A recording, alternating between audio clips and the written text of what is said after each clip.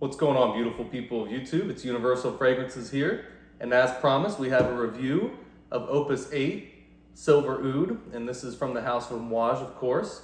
Now, this fragrance, when I first got it in, I didn't know what to think when I first sprayed it. I knew it was complex and rich, but it was almost a little bit too smoky and animalic for my taste. Now, once this goes on skin and dries down, Silver Oud has a very, very nice earthy sweetness from that Oud Assam mixed with the Madagascar vanilla. And then it's got the top notes of cypriol, patchouli, and Virginia cedarwood. Man, it really is a great fragrance. And you got the birch, the gaiac, amberome, and castoreum in the base notes. Extremely complex. Now the longevity on these is not going to be quite as good as maybe on the extracts like the Interlude 53 and Reflection 45 and some of those, but 2 to 10 hours on here. This is where it really shines. That 2 hours, you got to let it fully dry down and develop, and then it really kind of projects and lasts for maybe 8 hours on from there, giving you a total time of about 10 hours of longevity and projection. And then from there it's severely cut in half. But I would say that this fragrance is one of the best so far. I wouldn't say it's better than Royal Tobacco. It's just different.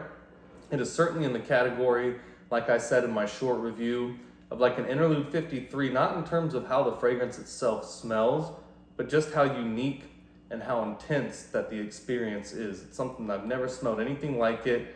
It has again, like a little bit of a dirty animalic quality in there, but then you mix that with the beautiful oud, the Virginia cedarwood, the patchouli, the Madagascar vanilla for some added sweetness and depth, and then you have the castoreum, amberone, gaiac wood, and birch in the base, and it just becomes a beautiful, smoky, intense, sweet, and earthy fragrance. Again, maybe a little bit too strong for some on the first initial sprays and maybe the first 30 minutes or so on skin, but really give it a chance and let it dry down. It just develops into something beautiful.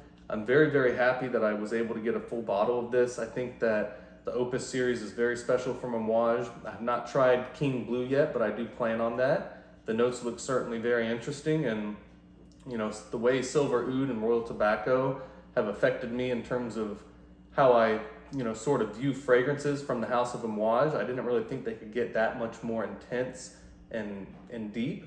And Silver Oud and Royal Tobacco especially, shout out to Cecil Zarokian.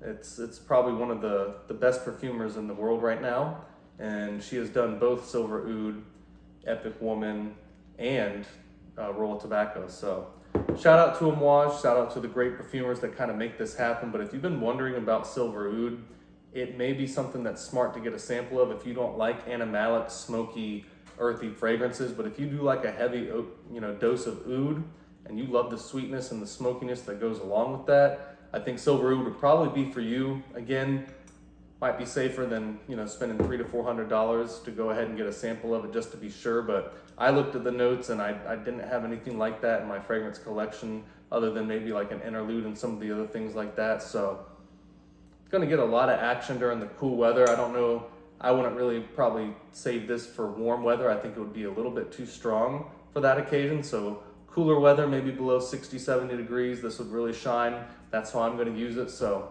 again, if you guys have any questions, list your comments down below, and I'll see y'all soon. Bye.